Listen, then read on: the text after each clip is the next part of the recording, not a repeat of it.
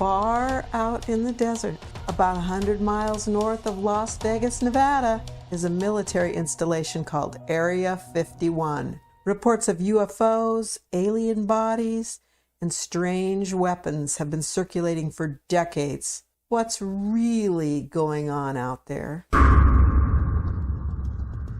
Welcome to Truly Terrified, Paranormal versus Physics, where we talk about some really weird stuff, and Joe the Scientist explains how it's not possible, or maybe it is. I'm Lynn, and... I'm Joe. First of all, I just want to say this stupid thing I did, which I think I mentioned to you. The other night, I was watching probably Instagram Reels, and the ladies from Morbid were on there, and they were in the Lizzie Borden house, which is a site of a famous murder and it's supposed to be really haunted. And they had some device on their phone and it was speaking to them. And I thought, oh, that sounds pretty cool. So I looked up what it was and I downloaded it and installed it on my phone. It's called Ghost Tube, and it's supposed to allow communication with spirits. This was such a mistake to do at nighttime when I'm ready for bed in the dark. I turned it on and immediately it started making the most god-awful racket of screeches and garbled words and bursts of song. It was horrifying. So I jumped out of bed, put on my slippers, ran next door where I found the 3 people that live there were up and doing stuff. Libby was in the kitchen cooking deep frying chicken, and Saoirse was playing a video game, and I'm not really sure what Colin was doing, but he was doing something on his phone. And it didn't make a peep until I walked into Saoirse's room, and then it started garbly talking again. And then it shut up when I walked out of the room. So I walked in the kitchen, and I said, I don't know why it's not working. And Libby says, what's it supposed to do? And I said, well, at my house, and I told her what it did. And so she said, hey, you want me to make you some fried chicken? And it burst into garbledy, horrible words and half-formed sounds, and then it shut up, and I turned it off, and I'm not going to play with that anymore. Don't know what it was. Don't know what it was doing. It's a mystery. It's a mystery. Okay, Area 51. We've all heard of it, right? Yeah. It's also known as the Homey Airport or Groom Lake. It's a highly classified United States Air Force facility, and it's within the Nevada testing and training range that, you know, where the Air Force tests stuff. It's operated as a remote detachment under Edwards Air Force Base. And I think Edwards Air Force Base is over in Southern California. I think that we've actually passed it. Oh, it's the big one with the... Yeah, and it's got windmills right past there. And yeah, it looks really remote and desolate and really depressing. It's a great place for it. Yeah, it is. So it's Area 51's primary function remains shrouded in secrecy. It is not common knowledge, which of course makes it prime for conspiracy theories. It's officially designated as an open training range, and it's widely believed to serve as a hub for the development and testing of cutting-edge aircraft and weaponry. It was acquired by the Air Force and the CIA in 1955, but its origins trace back to flight testing of the Lockheed U-2 aircraft. So you've read about it, you've heard about it. The veil of secrecy over it has contributed to countless conspiracy theories and cemented its status as a cornerstone of UFO folklore. Would you agree? Yeah, definitely. While it's never officially been defined as a secret base or declared as a secret base, all activities within its confines are classified as top secret / sensitive compartmented information. The CIA acknowledged its existence only in 2013. Before that, they didn't even acknowledge it existed. And they declassified some of the documents because it was prompted by the Freedom of Information Act.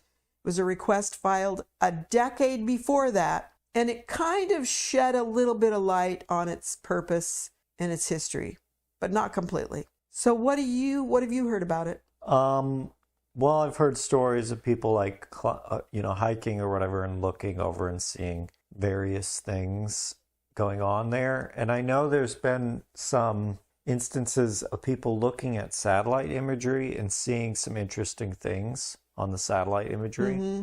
And it's only been recently they allowed satellite pictures to be taken of it.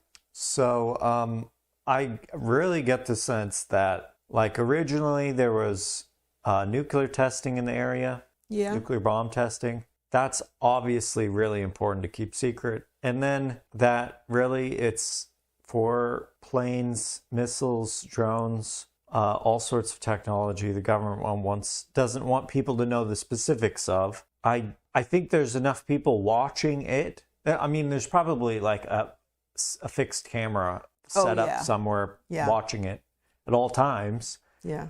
If not from foreign countries, from just hobbyists, that if anything's out in the open, they're not going to be able to keep it a secret. The majority of everything that goes on there is going on underground. Yeah, literally, because you can see on the satellite image there's just a few little buildings. Yeah, and there's access ways into underground areas, and obviously in the like hangars and barracks and whatever, it's undercover, so you can't really see. But I seem to recall there being like people took pictures, and it was clearly like an aircraft that was revealed later. It was probably the U-2.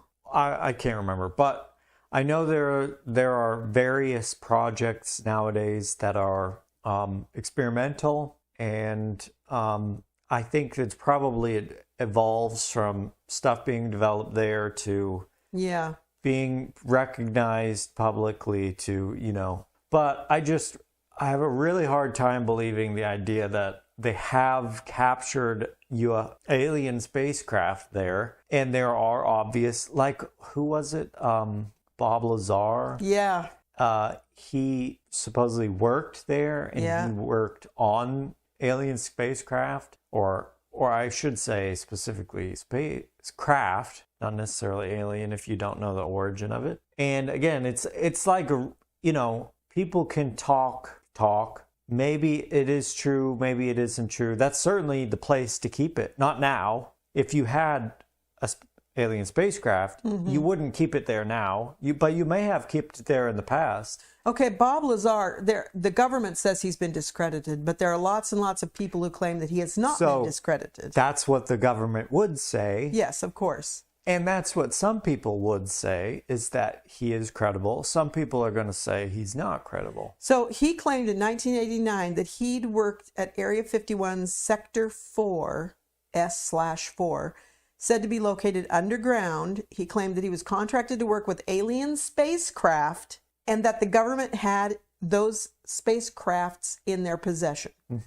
There was also a documentary in 1996 called Dreamland, which was directed by Bruce Burgess and included an interview with a 71-year-old mechanical engineer who claimed to be a former employee at Area 51 during the 1950s. And he says he worked on a flying disc simulator, which had been based on a disc that originated from a crashed extraterrestrial craft and was used to train pilots. He also claimed to have worked with an extraterrestrial being named J-Rod and described as a telepathic translator. Another guy in 2004, Dan Burish, which I also saw his name listed as Dan Crane. I'm not sure which is his real name and which is his pseudonym. He claimed to have been working on cloning alien viruses in Area 51 alongside the alien named J-Rod. And his scholarly credentials are the subject of a lot of debate. He was apparently working as a Las Vegas parole officer in 1989 while also earning a PhD at the State University of New York. So those people sound like they were, you know, they were reasonable people, but they've been discredited by the government. Of course, the government would discredit them. Okay, so why would those people come up with such weird crap? Well, so either they made it up or they worked on in that, you know, like they did that, but it wasn't true. They thought it was true, so they're telling the truth, I did but think it was of that. Yeah. Or they did that and it was true. Yeah, that would actually be a really good tactic of the government to say this is an alien spacecraft, so that when they came out and said anything, they just look like complete idiots. And also it would then, like a tactic supposedly some organizations use is like give someone a document And then if they leak that document, Oh, yeah. they know exactly Right. who did it, and they Yeah. know, who's the leaker. I think that if you look at which of those three possibilities are the most likely, I mean, obviously, if you didn't know anything about the culture behind alien spacecraft and UFOs and whatever, you wouldn't put much weight on them telling the truth versus the other two options. You'd put the most weight on they're lying. You'd put more weight, a little less weight than that on they believe it and they did that, but they believe it and it's not true. Right. It's like, for instance, if you had somebody said they went into Area 51 and they worked with a trans-dimensional being or an angel or something, something off the wall, and then, it's this them saying that, you have no other evidence. Would you put much weight on that? Well, I don't know, but I do know that it's been talked about long enough that it's, I feel like there has to be something to it. And whether it is the government fed these people these lies and to either find out that they were leaking it or just to confuse and confound them, I don't know. So let me just back up. The reason why they chose that spot is there's a big dry lake there. It's a salt flat. And they said when they were scouting out places to put this top secret testing range, they chose that because they didn't have to do anything to it. It was a perfect landing strip. And so that lake, Groom Lake, which is not a lake as It's a dry lake. Yeah, it doesn't have any water in it. It's right next to the compound. And it's also protected, that area is protected by the Immigrant Valley mountain range all the way around it. And there's another perimeter around it. And that perimeter is marked out with orange posts, and it's patrolled by guards in white pickup trucks and camouflage fatigues. People call them the camo dudes. And don't all military people wear camo? Like literally all the time? I don't know. Because, you see when they're all dressed up, it's in like that digital maybe. desert camo. Yeah, maybe. If you ask them who they work for, they will not tell you. Why wouldn't they tell you? Why wouldn't they just say, I work for the United States Air Force? Get the hell out of here. I think it's probably, I'm guessing it's probably more like they don't have any obligation to give any information about anything, and so they don't want to open the door that they will provide any information for anything. Yeah, I can see that. Kind of like the Queen's guards around the Yeah, and so they probably told those people, who I'm sure that's their job. They're not like, a researcher or something. They told them, don't tell them anything about anything. Don't tell them your name. Don't tell them. Yeah. Okay, so I'm going to go into some of these conspiracy theories. Jump in if you feel so inclined. All right. One of them is the storage, examination, and reverse engineering of crashed alien spacecraft, including materials supposedly recovered at Roswell, the study of their occupants, and the manufacturing of the aircraft based on alien technology. One interesting thing I've heard is the idea that the government has contracted private companies to reverse engineer the thing. Yeah, I've heard that too. That is in conflict with that. It's either the government doing it. Right. Well, presumably the company could be at the government facility, but why? To keep it secure? I don't know. Maybe. Another thing that people say is there are meetings or joint undertakings between our government and extraterrestrials. That seems kind of far-fetched. Our government's whole jam is kind of like kill and conquer, And so I don't think that they would have joint undertakings with a foreign entity. I think they would just... Also, why would aliens be in the facility with stolen spacecraft? Because they were being held captive. So then it's not a joint thing. They're captive. Okay.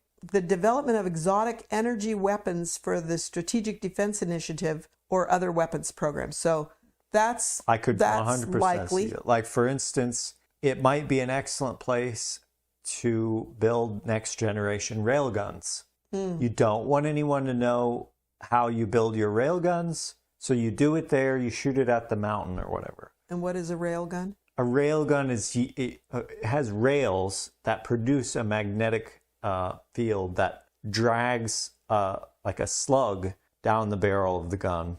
And they're really, you can dump a ton of energy in them and get them so they go really far. fast. Okay. Yeah.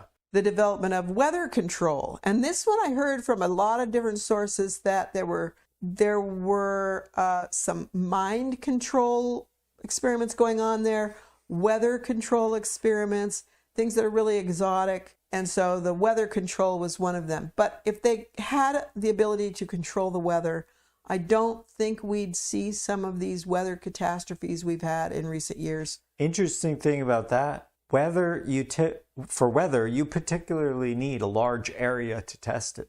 Like, for instance, we know how to change weather. You can do cloud seeding. Yeah. So when it's moist, you release particles that then the water molecules collect on. You can do, I think that's also called cloud seeding. Is that what I said? Yeah. Anyway, you can release aerosols, but the thing is, it distributes over a huge area. And you typically are doing it with relation to moisture. So I wonder if anyone has said that that's why Death Valley had such a crazy wet year last year. Could be. I mean, it turned into a freaking lake. The water has to come somewhere. That's true. So for instance, for that, I think people have a tendency to imagine some effect. You know, like somebody is having some effect on something, but they don't imagine the causal mechanism that they're producing the effect. Mm-hmm. So, like, for instance, the wizard is walking down the street and he telepathically is manipulating people. Well, how?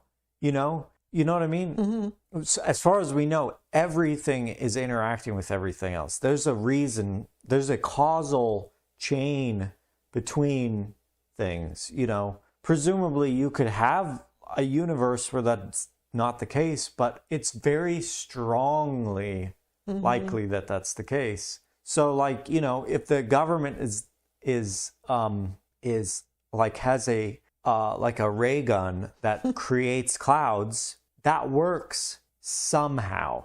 It's not just like magic. I mean, like pure magic where there's no cause. It just does it. The ray gun is shooting. Well, if they have alien technology, maybe it would seem like magic to us. And so then you have to go through a longer chain of it needs this and this to be true. They need to have captured aliens and it's weather. Well, maybe they have captured aliens. Well, maybe they have. Okay, maybe they're talking to God. I mean, you know, like the possibilities are endless. Which do you put more weight on? Which do you think are more likely? Okay, so let's just go back to the fact that they didn't even acknowledge that it existed until the 90s. Before that, everyone was talking about it. I can remember people talking about it in the 1960s. People knew it was there. My neighbor worked there. He wouldn't speak of it. Now, it's possible that he wouldn't speak of it because it was experimental aircraft or weaponry or something, and he was sticking to the... And he probably legally couldn't speak about it. So I understand that. But why would people have known that it was there when it was supposed to be top secret and believed that there were aliens there? I just think that for every conspiracy theory, there's some grain of truth or reality in it that it grows from. And so we have a secret installation here. Why would people have decided it's got aliens at it? Well, one interesting thing that people typically do is one person, all it takes is one person to say something, and then it severely biases everyone else that hears that thing towards it. So, like, all it would have taken is one person to say, I think there's UFOs being stored at Area 51. Everyone who reads that at that point, have been reading or hears it, sees it, whatever, is going to bias them to that. Like, the only then thing that comes to their mind later via association is that time they heard the guy talking about the UFOs at Area 51. So, you know, if it was like in the 50s, somebody said, I I worked at Area 51 and they're developing a fusion bomb, then it was never aliens. And right now, we're questioning whether they really have a fusion bomb at Area 51. And there's no anything about aliens. So, mimetic effects like that are extremely important to consider. So I have two more conspiracy theories. Whoa. What was that? I don't know. All sorts of crazy noises. I leave these comments in, you know. No, you don't. Yeah, I do. Okay, another one was, and this kind of goes along with the weather control thing, the development of time travel and teleportation technology. And it's possible that because we do know the government did some experiments and examination studies on the ability of people to, like, remote viewing and stuff. Mm-hmm. So it's possible that they may have had some studies going on there, and that could be where that came from. There was one on exotic propulsion systems being developed, which probably they're developing propulsion systems. So exotic, like if there was some question, maybe this is possible. Surely the government has tested it. Like, for instance, remember the EM drive? Mm-hmm. Remember, as in it's gone now because it didn't work. Mm-hmm. I would not be surprised if the government had independently tested it and just no one knows about it. And then the biggest one of all, I think this is bigger and stupider than aliens or UFOs or weird flying crafts that can do unlikely things. That it is the seat of a one world government that's pretty crazy. Yeah, that I thought that was pretty nuts. I haven't heard that one before. Okay, so this is what I think, and then I want to hear what you think. Okay. I think that your idea about Bob Lazar and those other workers being fed information is absolutely true. I think absolutely they were fed information, and so when they spoke out, they knew where the information came from. They being the people in power at Area 51. They knew where the information came from, and they knew it was false because they'd fed it to them, and it was false. But I think that there's a grain of truth to it, that there's something that they took the crash from Roswell, and that's where they took it. Yeah, so... And the same thing with the crash by Kingman. That's where they took it. So imagine they do have crashed alien spacecraft there or whatever. And the first thing they do whenever they bring a new employee in is have them go to a stereotypical fake alien spacecraft and have them work on it for a while, send them back, see if there's anything. Mm-hmm. Do that for a while. If there's any kind of problem, then they know. Don't include those people in the program. Mm-hmm. So you could see, even without the alien spacecraft, I could imagine them doing that same sort of thing to see. I mean, if anyone was going to leak anything, it would be them working on this alien spacecraft. I mean, could you imagine if I went and worked at a place that was top secret and I saw an alien spacecraft, so just so everyone knows right now, I would leak that. I would tell you at the very least. What's the extent of leaks, Yeah. Like at what point do people start leaking things? Yeah. That's really important. Well, I think absolutely they took the crash stuff from Roswell to Area 51. I think absolutely. Whether or not it was a spacecraft or what. They absolutely did. And I think absolutely they took the crash stuff from the Kingman crash site to Area 51. It makes sense. It's a good spot. And there are lots of people who went on the record as saying that was extraterrestrial spacecraft and possibly even bodies. A lot of people did. So that's probably where it all came from. Do I believe that it was an extraterrestrial craft that crashed in Roswell and the one in Kingman? Yeah, I do. I do freaking believe it. So you believe then that the Earth is visited by alien spacecraft and there are aliens in the spacecraft, and... I believe that it has happened. And in those two cases, I believe that was what happened. I absolutely believe it. Because in order to believe that they have alien spacecraft there, you have to believe that there are alien spacecraft on Earth. Yes. That they've crashed. Yes. I don't think that as many of the UAPs that are seen are alien spacecraft. Yeah, certainly not all of them, of course. But I think that some of them might be. And I think in those two cases, not looking at anything else, those two cases specifically, Roswell and Kingman, I absolutely think they're aliens. So why in particular alien spacecraft? For instance, it could be something from that's completely exotic that you couldn't call it an alien. It could be an ancient civilization on Earth. It's people in the things. It could be completely automated. There are no biological aliens at all. It's all machines. Why in particular alien? You know what I mean? We don't have enough time to go into this. We have 1 minute and 17 seconds. Just because. That's it. Just because. I just believe it. I believe it in my gut. I believe it. I believe in aliens. I believe it. Well, I mean, I do have to say, it does make sense. It's not like angels or whatever crazy, interdimensional squids or whatever. We know there can be life on planets, so there's probably life on other planets. We know that at this point in the timeline of the universe, there certainly could have been many, many, many encounters between Earth and whatever. Mm-hmm. We know that advanced civilization can mass produce large numbers of artifacts and just spit them out. Mm-hmm. So it does make sense. The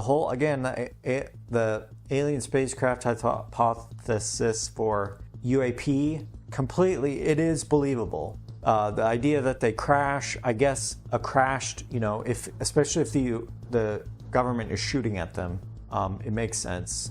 And so it's not, I guess what I'm saying is it's not entirely out there to think that there are alien spacecraft at Area 51. Our contact information is in the show notes. You can email us, text us, or even call and leave a 3-minute voicemail. And as always, if you have a story you want to tell, send it to us. Please share, subscribe, and leave a review wherever you get your podcasts. Thanks for listening, and never be so terrified you can't run. Dun dun.